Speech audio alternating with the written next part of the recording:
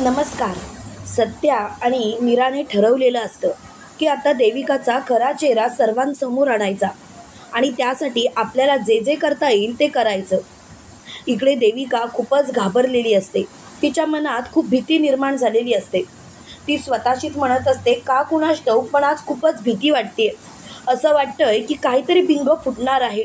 पण देवा प्लीज तू माझ्या सोबत राहा, असं ती सारखं स्वतःच्या मनाला सांगत असते. इकडे मीरा आणि सत्याने सगळं काही सांगितलेलं असतं. त्यामुळे निरूपाला खूप मोठा धक्का बसलेला असतो. त्यामुळे निरूपा खूपच चिडचिड करत असते. घरातल्या लाईट्स ऑफ असतात. देविका घरामध्ये आलेली असते. देविका म्हणत असते, घरातल्या लाईट्स का गेल्यात? सगळेजण घरात नाही आहेत का? म्हणून ती सगळ्यांना हाक मारत असते. पंकज, बाबा, आई, आजी, अहो कोणीतरी हाक द्या. कोणच कसं घरात नाही. तेव्हा मात्र ती खूपच घाबरते. ती म्हणते, असं मला न सांगता हे सर्वजण गेले तरी कुठे? मला तर खूपच काळजी लागली. पण मला मला आता काही करून त्यांना फोन करावा लागेल. म्हणून ती घरातली लाईट्स ऑन करायला जाते. घरातली लाईट्स ऑन करताच तिला खूप मोठा धक्का बसतो. कारण पार्लरची खरी मालकीण तिच्या समोर उभी असते. ते बघितल्यानंतर तिला आश्चर्याचा धक्काच बसतो. ती लगेच मोठ्याने बोलते, तुम्ही तुम्ही इथे काय करताय? तेवढ्यात तिथे निरूपा येते आणि देविकाला म्हणते, का या इथे आल्यानंतर तुला का धक्का बसला? देविका, काही प्रॉब्लेम आहे का? तू यांना ओळखतेस का? तेव्हा लगेच देविका म्हणते, नाही नाही आई, अहो मी नाही ओळखत यांना. खरं सांगायचं तर मी बघितल्यानंतर खूपच आश्चर्यचकित झाले आणि म्हणून तर आपल्या घरात कोण वेगळाच माणूस आहे म्हणून मी त्यांना विचारलं. तेव्हा लगेच मीरा बोलते, अच्छा म्हणजे तू असं विचारलंस का? तुम्ही तुम्ही इथे कसं?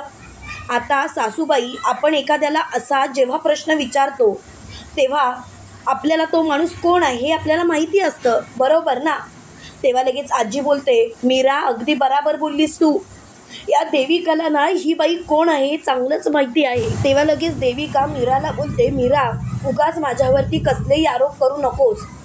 मी या बाईंना ओळखत नाही. तेव्हा लगेच मीरा बोलते, देविका गं मी कुठे म्हटलं की तू या बाईंना ओळखतेस? फक्त तू जो प्रश्न विचारलास ना तो फक्त मी रिपीट केला.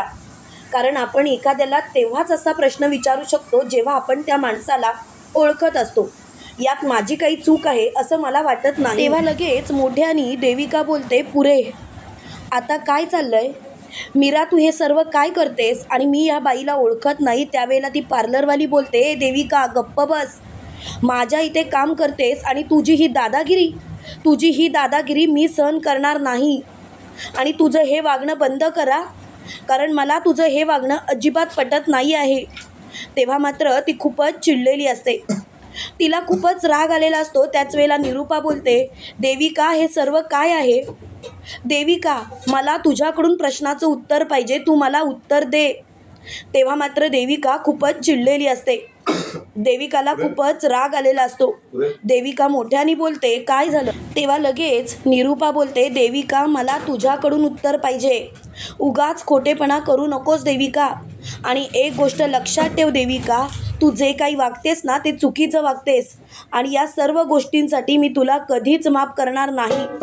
तेव्हा मात्र देविकाला खूपच राग आलेला असतो. त्याच वेळेला लगेच देविका बोलते, मीरा सत्या तुम्ही हे सर्व मुद्दामून केलं? तेव्हा आजी बोलते, जर का त्यांनी असं काही केलं नसतं तर तुझं आज हे सत्य सर्वांसमोर आलंच नसतं. मला तर आता तुझ्या या गोष्टींचा त्रास व्हायला लागलाय देविका. तुझं हे वागणंच खूप चुकीचं आहे.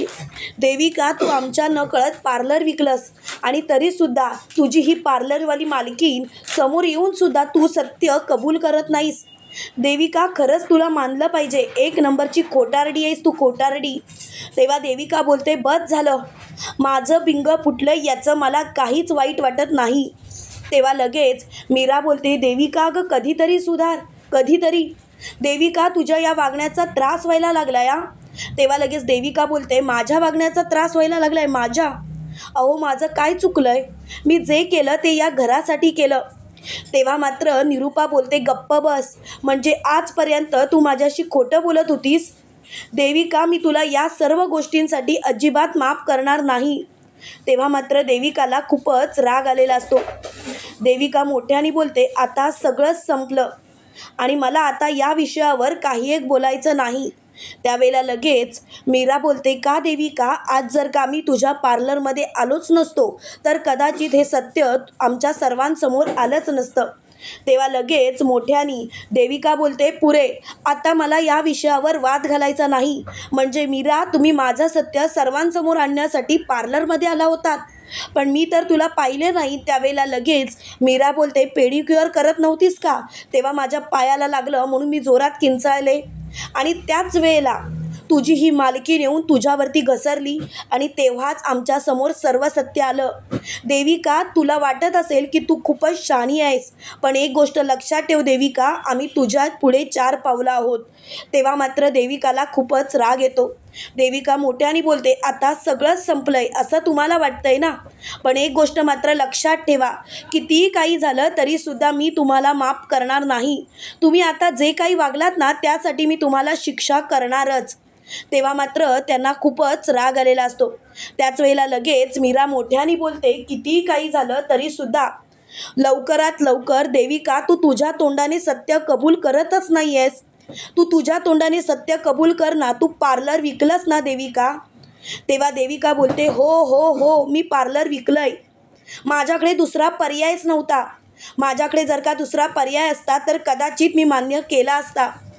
आता तुम्ही माझ्याशी जे काही वागताय ना ते चुकीचं वागताय आणि या सर्व गोष्टींसाठी मी तुम्हाला कधीच माफ करणार नाही. तेव्हा मात्र देविकाला खूपच राग आलेला असतो. त्याच वेळेला लगेच निरूपा बोलते, देविका, खरंच तू 1 नंबरची निर्लज्ज आहेस, निर्लज्ज. देविका, तुझ्याकडून ही अपेक्षाच नव्हती. तेव्हा मात्र देविका खूपच चिडलेली असते. त्याच वेळेला लगेच पार्लरवाली समोर देविकाच्या सणसणीत मुस्काटीत निरूपा लगावते आणि म्हणते, देविका, आजपासून तुझा आणि माझा संबंध संपला. तू माझ्याशी खोटं बोललीस देविका आणि या सर्व गोष्टींसाठी मी तुला कधीच माफ करणार नाही. देविका, यापुढे तुझा आणि माझा कसलाच संबंध नाही आहे. तेव्हा मात्र देविका बोलते, आई प्लीज असं नका बोलू. आई जे काही केलं ते आपल्यासाठी केलं, तुम्हाला तर माहितीच आहे ना. तेव्हा लगेच सुधाकरराव बोलतात, पण तू तर तुझ्या वडिलांकडून पैसे आणले होतेस ना, तू तर आम्हाला तसंच सांगितलंस. तेव्हा लगेच देविका म्हणते, कुठून आणणार होते मी पैसे? माझा बाप श्रीमंत आहे म्हणून तुम्ही माझ्यावरती दबाव टाकता, पण खरं सांगायचं तर एवढा पैसा मी कुठून आणणार होते? माझ्याकडे एवढा पैसा नाही आहे. आणि खरं सांगायचं तर डॅड माझ्याशी बोलतच नाहीत आणि हे आईंना चांगलं माहिती असून सुद्धा आई माझ्याशी असं वागतात. मी काय करू म्हणजे तुमचा सगळ्यांचा माझ्यावरती विश्वास बसेल? तेव्हा लगेच सुधाकरराव बोलतात, देविका, हे सर्व तू तेव्हाच सांगायला पाहिजे होतीस, पण तेव्हा मात्र तुझ्या तोंडातून एकही शब्द बाहेर आला नाही आणि आता हे जे काही बोलतेस ना त्यामुळे तू आमच्या मनावरती घाव करतेस. तेव्हा मात्र देविका हतबल झालेली असते. तुम्हाला काय वाटतं मित्रांनो, खरोखर पार्लरवालीला समोर आणून मीरा आणि सत्यानी देविकाची बोलतीच बंद केली का?